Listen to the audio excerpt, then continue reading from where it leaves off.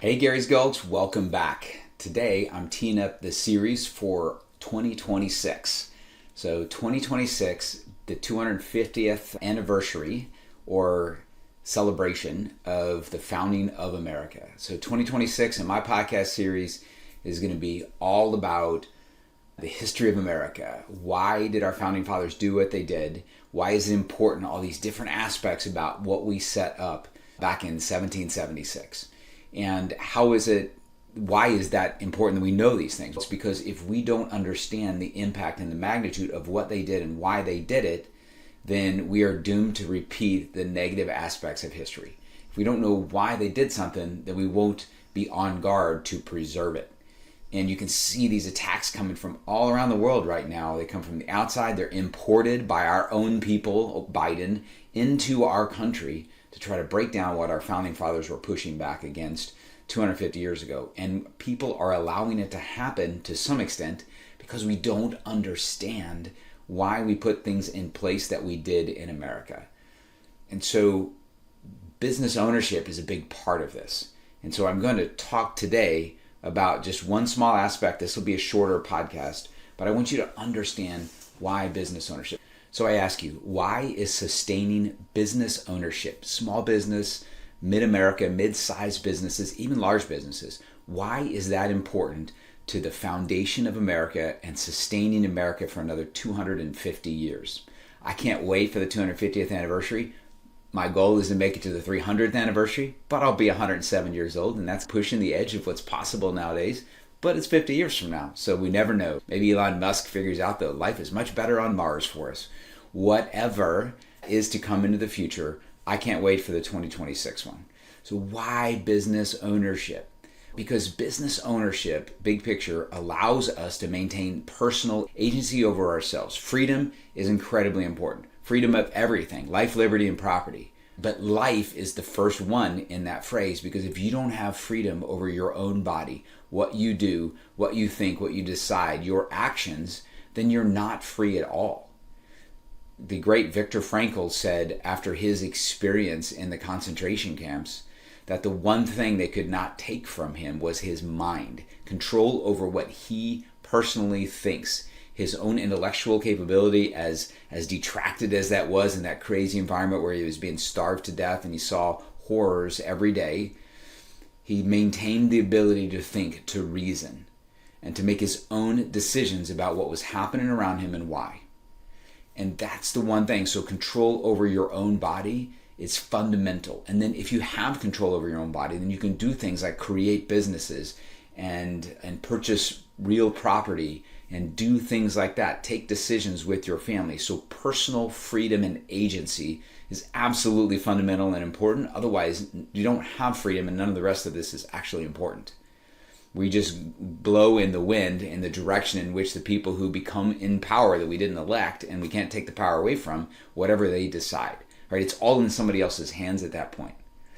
So having personal individual freedom and agency is fundamental. And then if you recognize that the reason that you're on this planet, if people who have had success out there, they'll tell you that they meditate or that they pray or they get signals from God, their higher power, their divine power, whatever you call it in your life. I call it God, and I have a personal, strong relationship with God. I actually don't go to church that often. Maybe I should fix that here in the near future. But what I do is I check in with my divine God and my higher power, and I get my direction from there. See, from my coach and friend and dear friend Tammy, who runs the Blueprint process, she will say that if you are listening to the doors and windows, the real world out there, you're getting false signals. You're getting advice from other people who are flawed. Where's the one source that is unflawed and that will keep you on the most important path for you personally, your personal path? It comes from God, not from the doors and windows.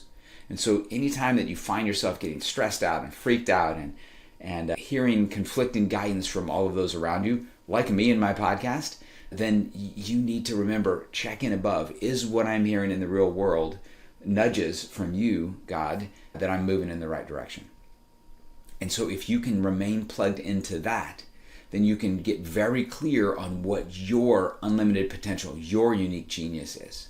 And the reason that business ownership is so powerful is because if you can stay plugged into the divine, then you can make what is seen by others as genius, incredible, lucky, unbelievable leaps forward in your own personal individual agency and wealth.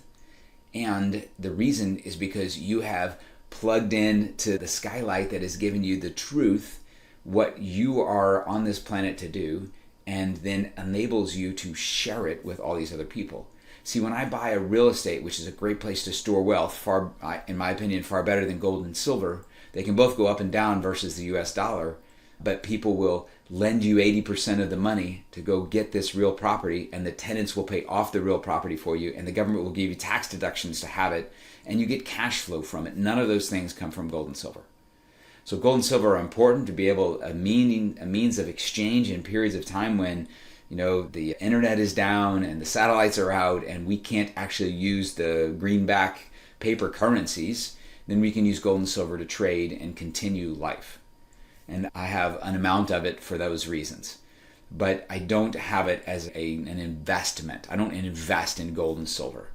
I buy gold and silver when they're cheaper. Sure, I understand what the prices mean, but it's not an investment. It is a storehouse of wealth and a medium of exchange to continue life in periods of crises, chaos. But real property is a place to not only store wealth, but to progress or to dependably grow that wealth over time. But why business? Because business is not just about storing wealth and protecting what you've grown. It is about leveraging it to move forward at a much higher rate. You can scale businesses over 5 to 10 years and sell them with a 10x multiple. Even if it's a 3 or a 5x multiple, you will never get that with gold and silver or real estate. You will never get it by increasing your skills at your W-2 employment. And so it is my premise that all of us have inside us a unique genius that we should be personally rewarded for, or that we should be receiving the spoils of doing that and sharing that unique genius with others.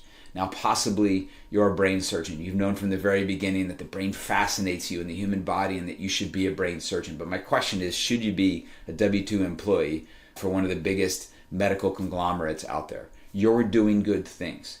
But I would say that you can do it on your own and you can become a multimillionaire that you can then go share by putting water in third world countries, by helping individuals, by helping your own kids and your own community understand the value of what you've created, and they can do it themselves. Now, I get it. Not everybody is meant to lead out there, but most of us have something inside us. And most of the case, that brain surgeon who is doing something that they're skilled at, that maybe they were nudged into by family members, it's very unlikely that person is doing their unique genius. I think it's unlikely that most of us are doing our unique genius.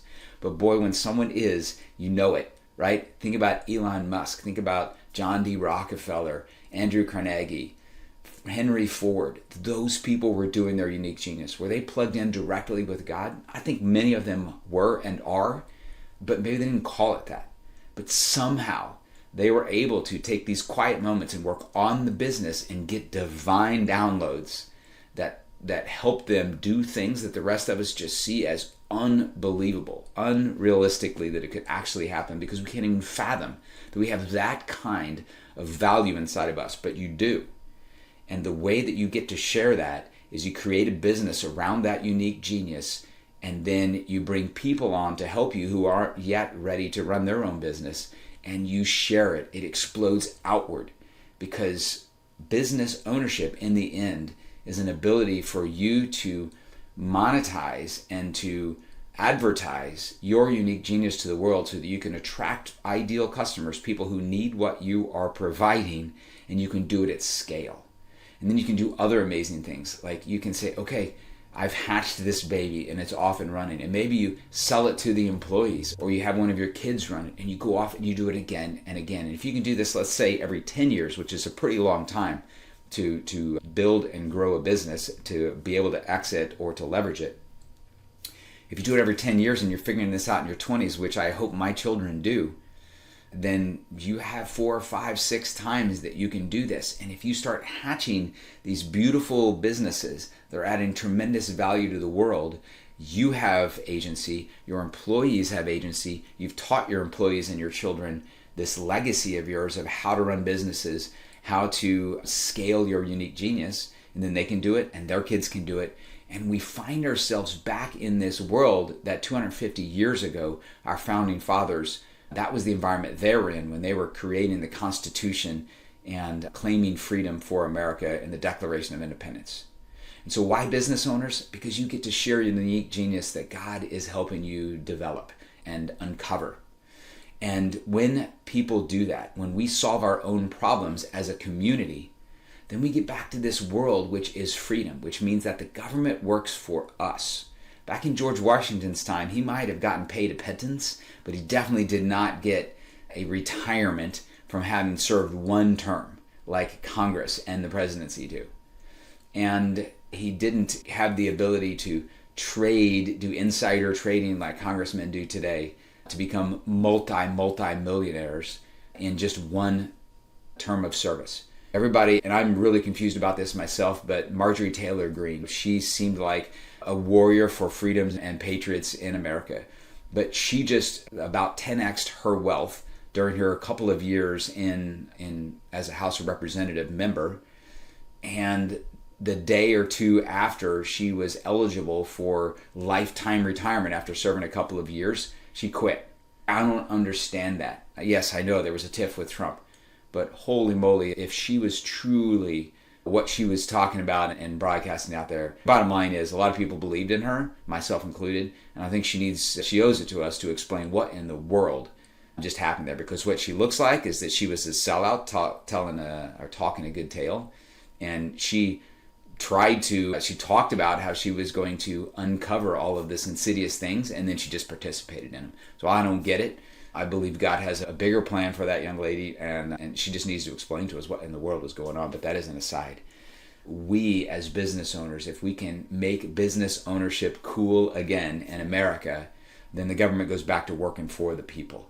And that is what is most important, that we change here in 2026. And so that is also why I'm going to talk a lot about the fundamentals of what our founding fathers put in place, the Federalist Papers, why. I'm not going to drown you in ad nauseum craziness, but I'm going to use the format from the Hillsdale College and their course on this to help others wake up and understand.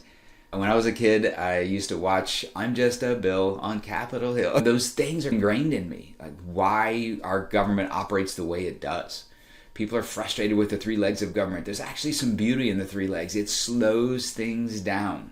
Can it be abused? Sure, there's all kinds of liberal judges out there telling the executive branch they can't do what the Constitution clearly says the President of the United States solely is responsible to go do. Yeah, but that tug, that push and pull slows things down, and we don't have the craziness that happens under dictatorships like Weimar Germany under the Nazis. All right, what is this all about in 2026? It's about understanding why our country was built, the fundamentals that got us there, why the guy's last name who was the shoemaker, why his name is Shoemaker and the other guy's name is the Painters, right? Why? Because we were defined by the value that we added to our local communities.